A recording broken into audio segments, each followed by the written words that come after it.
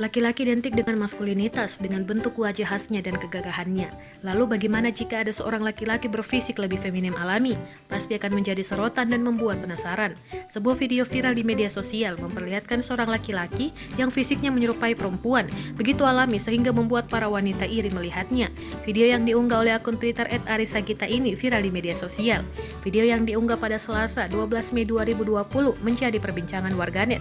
Sampai Jumat 15 Mei 2020 tercatat video itu sudah dibagikan dan ditonton lebih dari 400.000 tayangan. Selain itu pula, video ini telah dibagikan ke media sosial lainnya seperti Instagram sehingga video ini viral di media sosial.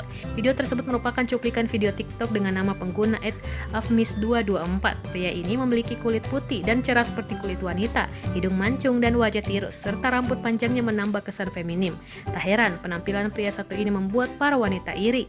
Setelah ditelusuri, ternyata pada kolom komentar banyak pengguna Twitter lain yang memposting mengenai pria ini. Selain itu, terlihat beberapa foto pria Korea di kolom komentar. Beberapa cuplikan video TikTok pria ini juga ada di kolom komentar. Ada beberapa akun TikTok dengan tulisan Cina serta berbahasa Cina.